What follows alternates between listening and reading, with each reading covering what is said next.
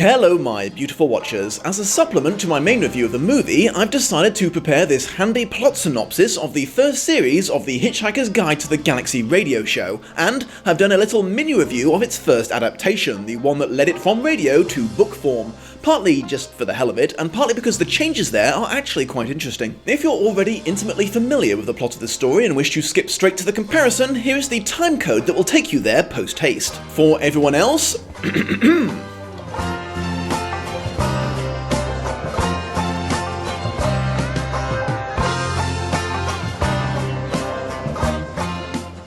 the story starts with a man named Arthur Dent lying in the mud in front of a bulldozer that's attempting to knock down his house to make way for a motorway bypass that's going to be built through the area. Arthur's best friend, who's suspiciously named Ford Prefect, arrives in a hurry and explains to him that this is the least of his worries, as the entire planet itself is about to be demolished by a rather unpleasant race of aliens named the Vogons to make way for a hyperspace bypass that will run through the solar system. Ford is aware of this because he is in fact an alien masquerading as a human who came to Earth to research an article for a book he's helping to update, an encyclopedia intended to help you with interstellar travel on a budget. Ford manages to get himself and Arthur teleported onto one of the Vogon ships by the Dent Tracy, the catering staff aliens, seconds before the Earth is destroyed.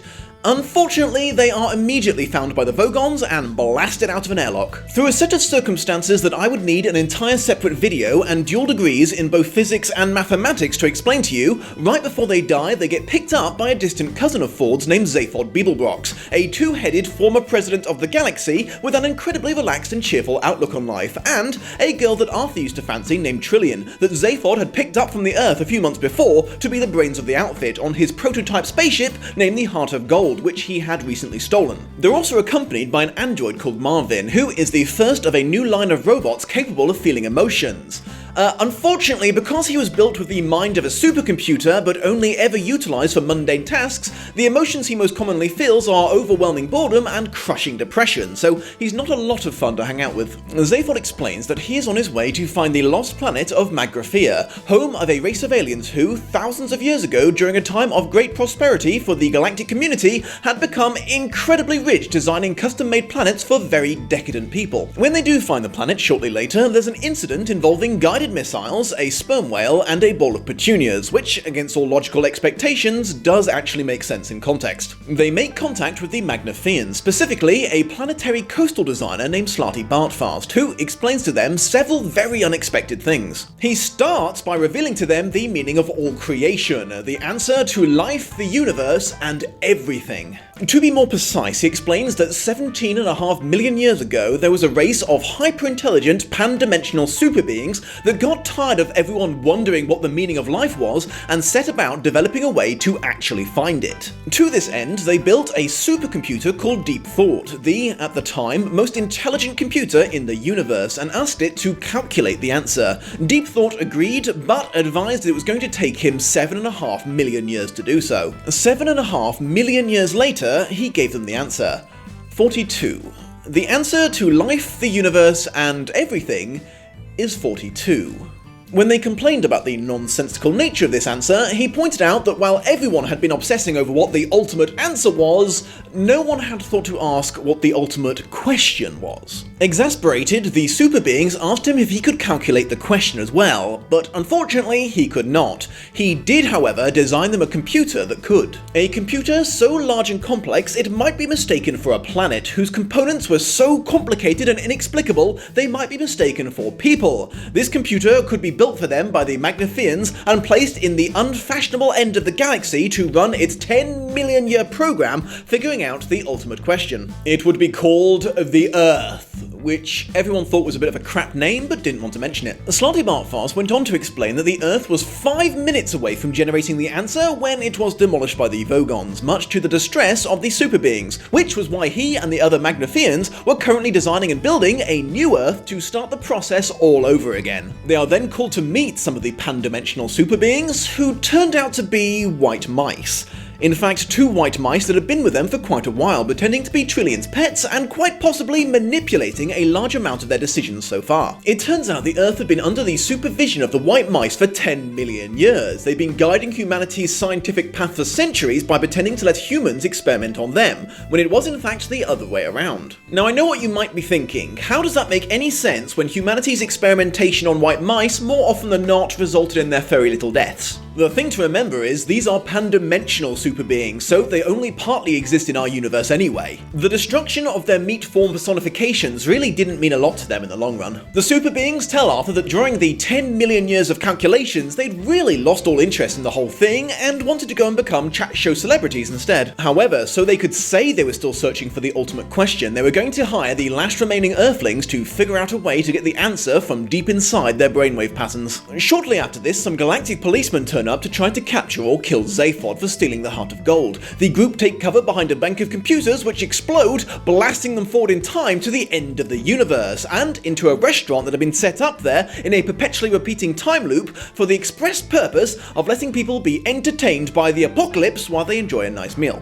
Douglas Adams really was a mad genius, I'm just going to throw that out there. Afterwards, the group decide to steal one of the spaceships in the parking lot. Unfortunately, they happen to pick the flagship of an interstellar battle fleet run by a race of shape-shifting xenophobes. The admiral of said ship turns into a huge monster and eats Zaphod, Trillian and Marvin. Arthur and Ford manage to escape in a life pod. Accidentally setting off the life pod's last resort emergency escape drive, they get teleported into the hold of a completely different but very large ship. This ship, like several other things in this universe, takes a little explaining. You see, it turns out there was a race of people who decided to rid their planet of what they perceived to be the useless third of their population. You know who I'm talking about, the people who only seem to exist to make everyone else's life just a little bit harder. They told them that their home planet was doomed and everyone was going to have to leave on these 3 massive Ark spaceships. The A Ark would house all of the great leaders, scientists, heroes, artists and internet critics. The C Ark would house all of the skilled labor force. The B Ark, which would obviously have to be built and sent off in advance because it was the most important, would contain all of the telephone cleaners, cold callers, middle managers and so forth.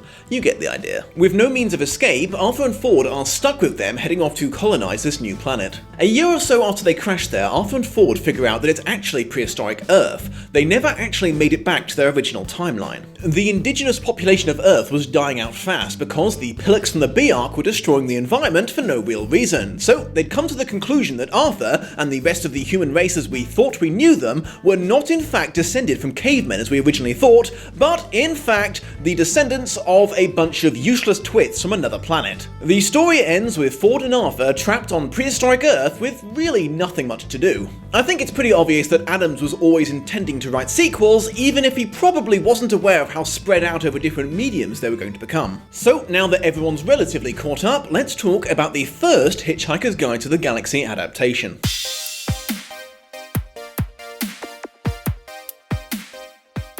I'm going to hazard a guess that at the time of its writing, Douglas Adams had perhaps not yet developed his belief that adaptation should be free to try new things if they want, as this book is pretty much as accurate as could be realistically expected. I mean, there's tiny differences here and there throughout the book. Words of dialogue are switched between characters, the reason that Zaphod grew an extra arm is adjusted slightly, scenes are filled with descriptions instead of sound effects, and everything just gets a little bit more expanded on, obviously, but all in all, it's fiendishly similar to the radio show to the point where entire pages from the script were clearly copy and pasted into the book. All in all, I'd say there's only 4 differences worth discussing in any detail. The first is the much earlier introduction of all the conspiracies, if you'll allow me to explain. There are so many different elements to the first Hitchhiker's Guide story, and even more ways to interpret them. You could say that it's clearly a rather blatant social commentary on a bureaucratic system that has long since placed the needs of soulless big businesses over actual human life, as its opening chapter involves Dent's house getting demolished to make way for a highway bypass by an uncaring British government,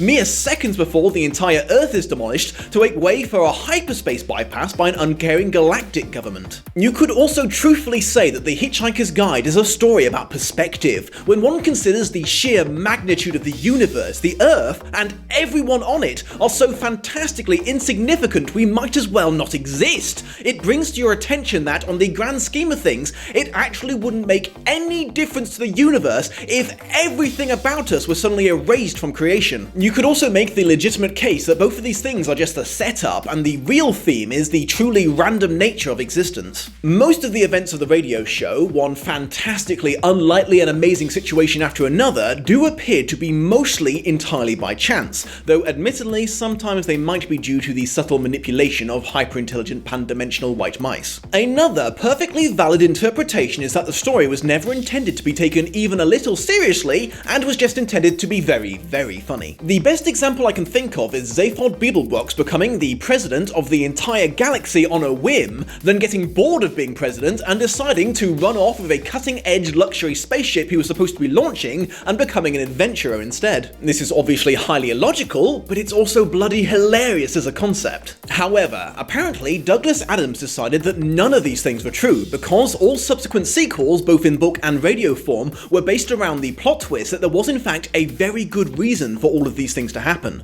The Earth was destroyed as part of a large conspiracy to keep the galaxy in turmoil, and Zaphod's behaviour was programmed into him by himself before wiping his own memory of doing so as part of an almost completely separate conspiracy to find out who was actually running the universe behind the puppet government. This new focus was interesting, clever, well thought out, and very, very witty, but I cannot believe that it was Adams' original intention when he wrote the primary phase. I mean, obviously I didn't know him, so I can't say for sure that this wasn't his overall plan right from the start, but one thing I can say for certain is there isn't one syllable uttered in any episode of the first series that suggests there was any greater purpose to anything that happened, again, aside from the white mice pulling the occasional string. I do want to stress that none of this is intended as a big criticism. I'm perfectly happy with Adams' choice to introduce a reason behind the events of the story. I'm just saying it leaves you with an unmissable shift between the philosophies of the radio show and the book. Gosh, after all that, I'm hesitant to even mention the next change, but oh well.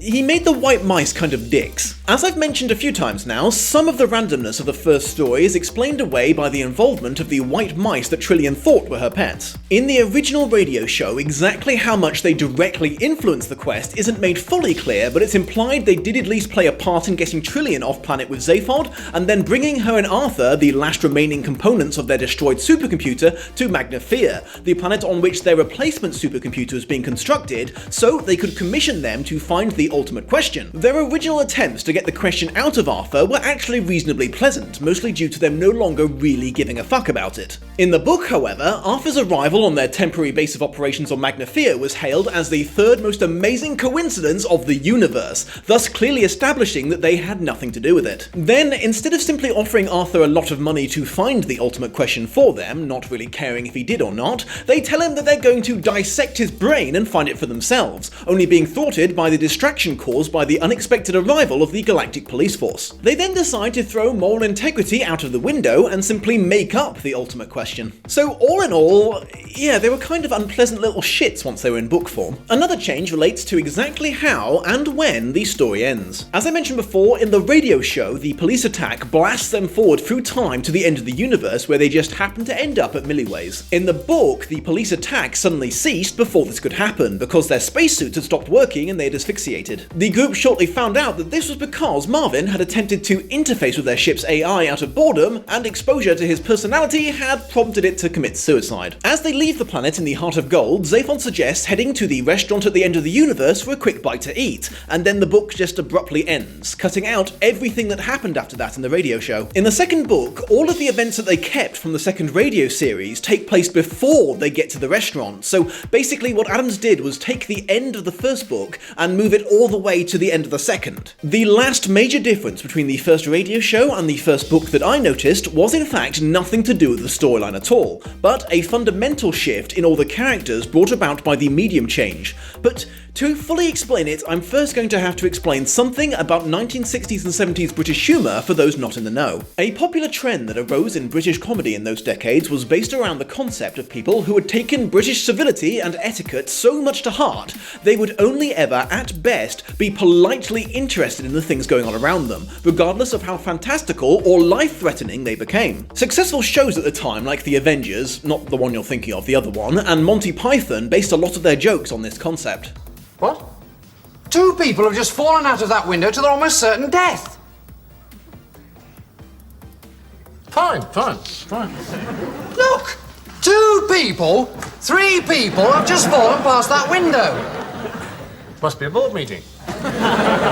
The format ran its course and eventually went out of fashion just like any other trend, though can still occasionally be seen homaged in inherently British things, like James Bond choosing to adjust his tie or his cufflinks in a situation where you would think he would be otherwise prioritised. This was a huge factor in the popularity of the Hitchhiker's Guide to the Galaxy radio show. The entire British cast was far more likely to make a polite remark or dry comment than panic or do anything useful in a life or death situation. Everyone also had serious issues with their priorities. Ford was consistently more interested in alcoholic drinks than the safety of the cosmos. Zaphod only ever showed any curiosity towards the things around him if they directly related back to him and his personal fame and wealth. And when confronted with the reality that his homeworld had been destroyed, but the entire rest of the galaxy was now accessible to him, Arthur Dent, being a true Englishman, felt that the first thing he should do is inquire as to the availability of a cup of tea. This is, in my opinion, a hilarious theme to base a medium-length radio drama around, but not a suitable concept to write into a book. Given access to the inner thoughts of these characters, constant disinterest in the goings-on around them would quickly become tiresome at best. Douglas Adams was more than smart enough to realise this, so in the book, all the characters become comparatively much more invested in their adventures. This ties back to my earlier point about Zaphod doing the amazing things that he did because of a master plan, as opposed to he just felt like it at the time. So yeah, that's the gist of the first adaptation the Hitchhiker's Guide to the Galaxy went through. The second, the TV show, I'm going to save for another time.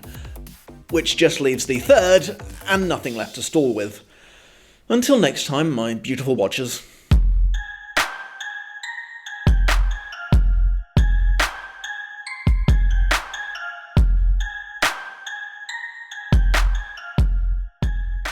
Hello my beautiful watchers. As I mentioned in my last video, I've decided to start talking about some of my favourite YouTube channels in case you haven't seen them yet and are on the lookout for something new to watch. This time around we're looking at Needs More Gay by Rantasmo. As the name implies, this is a channel about LGBT representation in mainstream entertainment. Rantasmo offers his insights as a confident, openly gay man into various homosexual themes in movies and TV shows, be they blatant or excessively subtextual. What's really appealing about Rantasmo is his steadfast and apparently effortless refusal to get angry or go on tangents about the issues being discussed, even when they dip into the realms of harmful misrepresentation of gay culture. He always manages to remain so calm, insightful, and fair-minded you can't help but respect the hell out of his opinion. He's done some cool crossovers with other YouTubers, which is always fun, and apparently has an immensely infuriating doppelganger, something I can personally relate to. His show combines being informative and entertaining in equal measures, so I highly recommend following the link in the video description and checking it out.